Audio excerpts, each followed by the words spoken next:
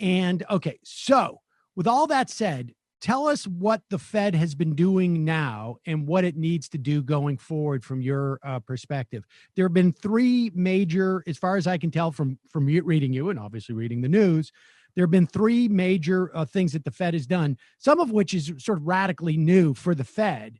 That's the Main Street Lending Program, the Paycheck Protection Liquidity Facility, and the Municipal Liquidity Program.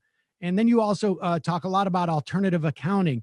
But let's start with, I don't know, which one of those do you want to start with that makes it easiest for you? I think the three big ones are what I would say is, instead of the paycheck protection one, it's the corporate credit facilities. Okay, There's right. These two corporate credit facilities. And those, so that's the big picture. The big picture is the Fed is experimenting with something which isn't completely unprecedented in its history, but is pretty rare, which is direct lending to small and medium-sized businesses. The Main Street Lending Program, it's got these corporate credit facilities, which is also pretty unprecedented for them, which is buying corporate bonds, both on the secondary market, meaning from private financiers who are holding them or speculating on them, and directly from corporations. And then the third one is the Municipal Liquidity Facility, which is buying state and local government securities. And all of these, in some degree or another, are pretty unprecedented for the Fed. But the Main Street Lending Program is the biggest one. Is definitely the biggest kind of, outside where it's the most uncomfortable. Okay, so I want to just say this too. This is not a substitute, obviously, for fiscal. Well, it can have some substitution, I guess, effects, but we're focusing on this. But we should also say that obviously there needs to be fiscal actions too. Congress needs to support support people as well in spending. But we're just focusing on this with the Fed right now because our government is completely incapable of getting its crap together on some level, and there's more independence by the Fed, it seems like. And so that's the big picture here. The big picture here is monetary policy would have a role in this crisis, but the focus on it and how much it's doing relative to how much Congress and the rest of the federal government is doing is completely lopsided. The fundamental problem from a macroeconomic point of view, the fallout from the virus is that a whole bunch of businesses and households and also state and local governments have lost a tremendous amount of income because we've quote unquote shut down the economy, because we've shut down these public spaces, because a whole ton of people have lost their jobs, and the knock-on effects from that, millions upon millions upon millions, unprecedented level of job losses in the last 2 months. And that process, the thing that we ultimately need to deal with that problem is income. And as we've just been talked about, when the federal government runs a deficit, the rest of the economy runs a surplus, we need a much bigger deficit to offset those income losses. And cash in your pocket, which they've already done a little bit, but much more on a much grander scale than they're already contemplating. But because we've had a politics around for decades and decades around deficits being the worst thing in the world, you got to try to balance the budget. Whenever it comes down to a crisis and Congress spends, it doesn't spend at the scale of what the crisis needs. It spends on what balancing, seeming like it's doing a lot with the political concerns about the deficit further down the line. And that's our kind of big problem right now is that they're doing things like with the payroll protection program, which is supposed to be essentially direct grants directly to small businesses. It's capping that, and it's capping that not for any economic reason why it makes sense for only $400 billion or $710 billion to go out the door. It's capping that because politically, it's very hard for them to wrap around their mind around an uncapped program where first come first term and everyone gets money.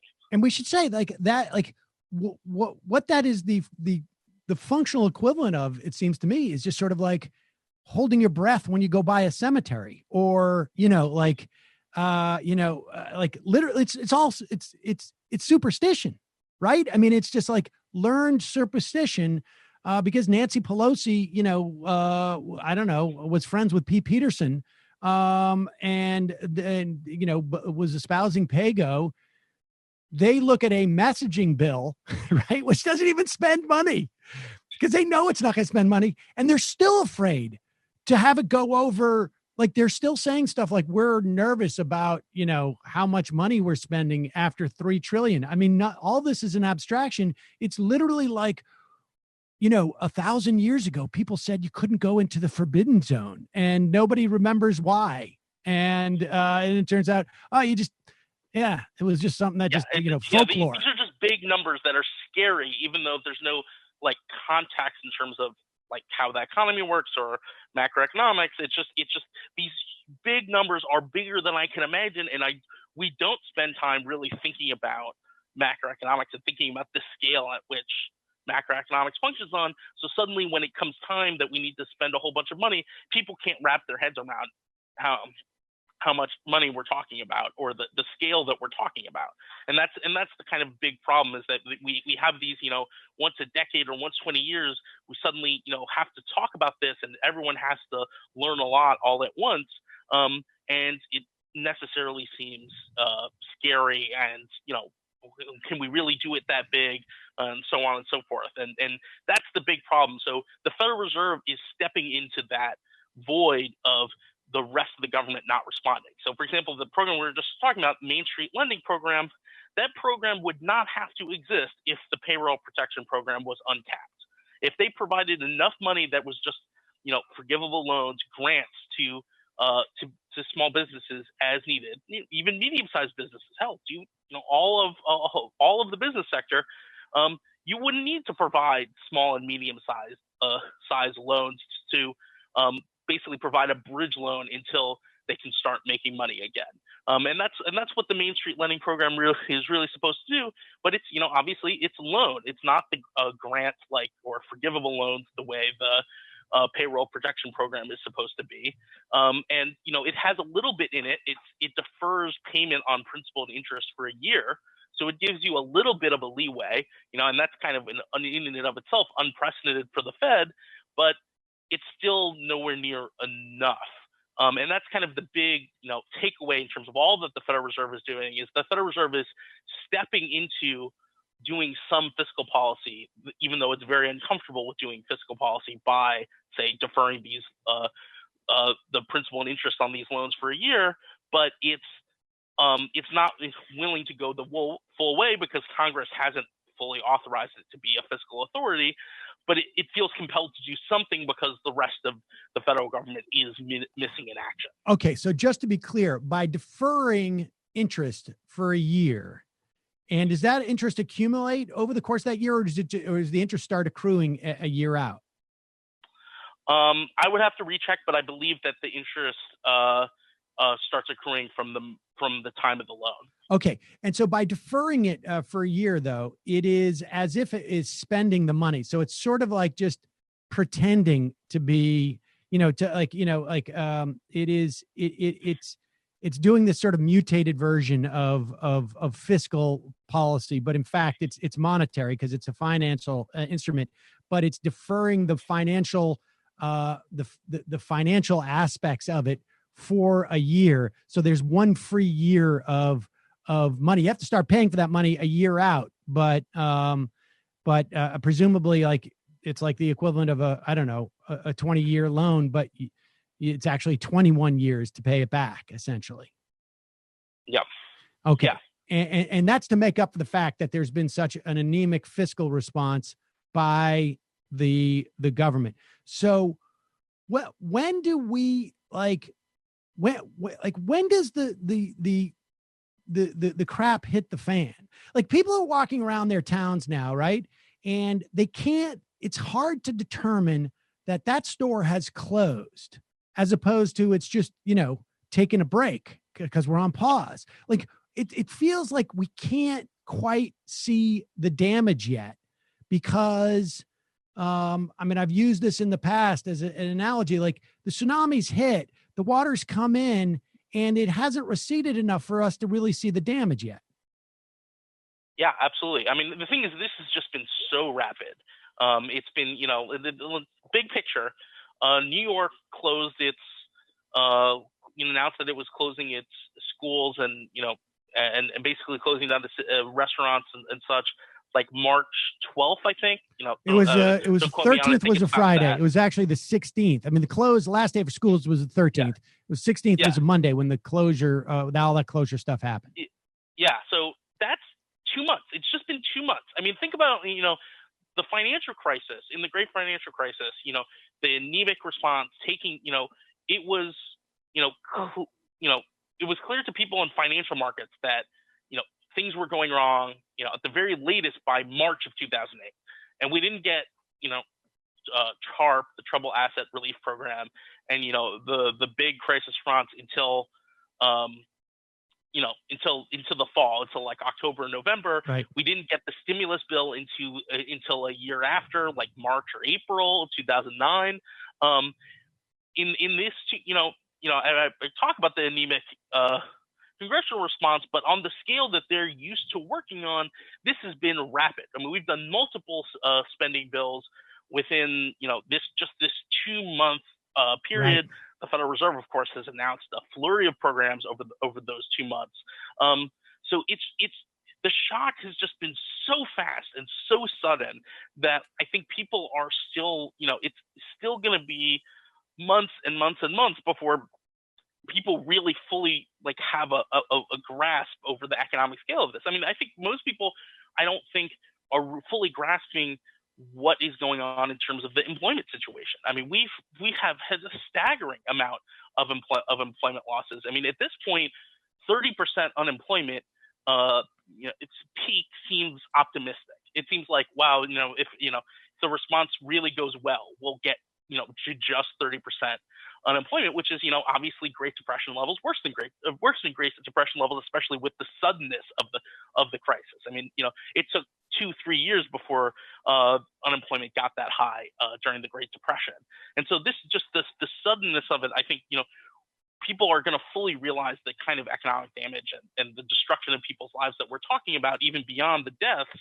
3-4 months from now. But by then, the damage will have been so much worse because we're not responding on the scale the crisis demands. So you've looked at what the Fed is doing, and the biggest problem is that we're having on the fiscal side. What can the Fed? Is there anything else that what else can the Fed do at this point without having sort of the fiscal component? I think the big thing is on the state and local government side. About May 11th, so a week ago, the Fed put out like a pricing on the municipal liquidity facility, basically the interest rates that state and local governments could borrow directly from the Fed, and the pricing is very unattractive. You have to pay interest rates well above short-term, the current operating level of short-term interest rates in order to borrow from the Federal Reserve using the municipal liquidity facility. If you're below investment grade, remember these are state and local governments. It's not like these are businesses. So just because a government has a worse credit rating, and by the way, a credit rating from a private company, doesn't mean that the Federal Reserve shouldn't provide support.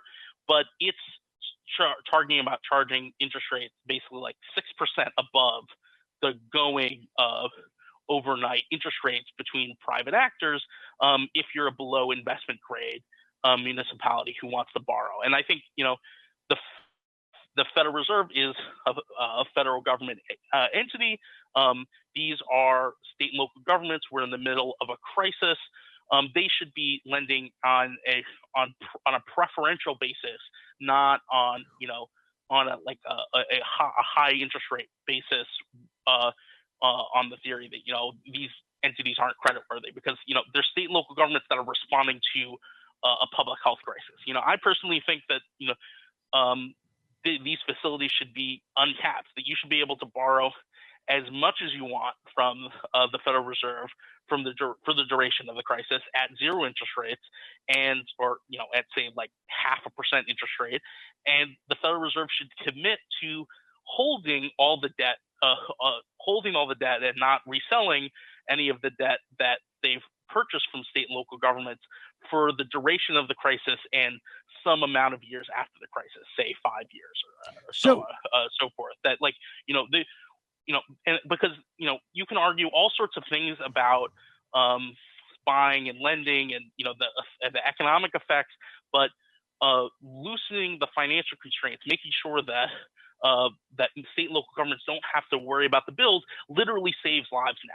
If you told them guaranteed you can spend as much as you want and you're not going to go into bankruptcy, then state and local governments could spend as needed, and that can potentially save thousands of lives. Why do you think the Fed is? Why do you think Powell and I guess the other the federal board? Why do you think that they're making this decision? Why are they being so I guess chintzy when it comes to state and municipalities? Historically, the Federal Reserve has been most uncomfortable above everything else with quote unquote picking winners and losers. They don't want to be seen as picking winners and losers, and they've obviously, at a certain level, are picking winners and losers right now when they're choosing between, of course, money that you give non-financial corporations, money you give state and local governments, and so on and so forth. They are, and they're grudgingly acknowledging that, but they're very uncomfortable with it, and so I think they are trying to kind of limit it as much as possible. Okay, we're doing this, but we're charging higher interest rates. We're giving the best credit to the most credit worthy companies, and they're trying to find all these outs to go, yes, we're picking winners and losers, but, and to justify, to excuse it, to minimize what they're doing, and to doing something. When I'm talking about doing, you'd have to lean in. You have to say, yes, I'm picking winners and losers, and the people I don't want to lose are state and local governments right now, because they are on the front lines of fighting this crisis, and that's that is a very uncomfortable position for them. The other thing is they're worried about losses. They're worried about the politics of, say, losing $50 billion or whatever because of quote unquote defaults from state and local governments. They're worried about that, like, sort of conventional credit worthiness thing, as well, we're stepping a little bit into fiscal policy, but we don't want too much. And that's why they've gone through all these rigmarole, all these accounting gimmicks of, well, we're going to do these facilities, but we want $500 billion from the Treasury that will cover the losses from these facilities. And this kind of, accounting gimmick thing, when it's just, within the federal government, is something that they feel like gives them political cover. And, I'd be telling them to forget about that political cover and just do it and respond to the crisis at the scale it needs, because they have that responsibility. Just to be clear, who is the political cover from? I mean, is this a function of the White House not wanting to fund states, states and municipalities because they want to put pressure on these states and municipalities? Is it pressure from I don't know, super wealthy people who don't want their if other people are doing okay, it necessarily devalues their wealth, right? I mean, because it's a dynamic. I think that primarily it is definitely Republican Congress people who, rake the Federal Reserve over the coals whenever they do any sort of intervention. But also, in fairness a bit, I think probably also worried about some Democratic Congress people, because the flip side of this, of like, you respond to the crisis, and go all out, is that that does involve some stepping out of the bounds of their congressional mandate. At the very least, it's stretching it, and there are people on the Democratic side that are just as worried about the Federal Reserve stepping by on its ambit. And there is a real danger that as Congress inadequately responds to recurring crises and the Federal Reserve expands its ambit more and more, that we essentially put all economic policy into the Fed, and we have very little democratic accountability over what's being done. So I think that there is probably also a little bit of concern. I can easily imagine a Democratic congressperson saying, "I'm glad that you were able to respond in this crisis and do this thing, and it ultimately is a good thing. But I am worried about how much power that we're putting into your hands, and about the what it means for democracy that you are taking the Federal Reserve as an entity, as an agency, is taking all this increasing power for itself, to be the ones who pick winners and losers." So I think that there probably is a concern on both sides of the aisle, and definitely also a concern that the bigger that they respond to a crisis, the danger that more of their tools get taken away. Right. That what if they respond to a municipal and state government budget crisis so big that tool is taken away explicitly by Congress, and thus they can't ever help municipal and state governments to any degree. So while I ultimately think that they should go for it, I do think that there are some. I understand the political considerations that makes them reluctant to go that way. But I think for example, in how unfavorable the pricing on the municipal liquidity facility, I don't think that's really justified. I think they can make that a much more accessible, much better priced facility with lower interest rates, and get away with it, quote unquote, in terms of Congress. And I suspect that, in fact, that they're going to get a lot of criticism for how unfavorably these facilities are priced. Nathan Tankus, research director from the Modern Money Network. Thank you so much for walking us through this. I have a feeling, this is obviously we need this education to understand what's going to be happening and what's not going to be happening going forward. And appreciate your taking the time. Thank you very much. All right, folks.